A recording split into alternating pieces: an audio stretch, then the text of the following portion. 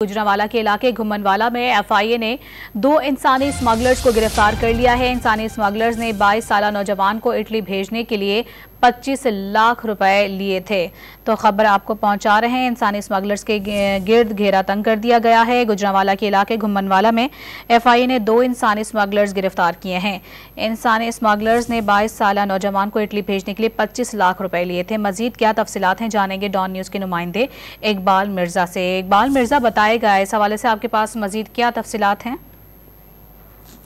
जी, FIA ने जो कार्रवाई करके 2 इंसानी स्मगलर्स को जो गिरफ्तार कर लिया और इससे जो है एक नौजवान से 25 लाख रुपए वसूल किए थे और जिसके वालिद की दरखास्त पर एफआईए ने फौरी तौर पर कार्रवाई कर दी और इसको गिरफ्तार कर लिया। इसके अलावा एफआईए ने अपना दायरा कार वसी कर दिया है और अब तक एफआईए ने 8 अफराद जो है वो गिरफ्तार कर लिए हैं और अभी मुख्तलिफ मकामात पर जो है वो छापामार कार्रवाई जारी है और इस वक्त जो है वो डीएनए टेस्ट भी किए जा रहे हैं जो लापता हुए हैं उनके। और एफआईए का कहना है कि इंशाल्लाह हम जो इनका नेटवर्क है इसमें जो मुलव्वस मुल्ज़मान हैं उनको गिरफ्तार कर लेंगे। जी।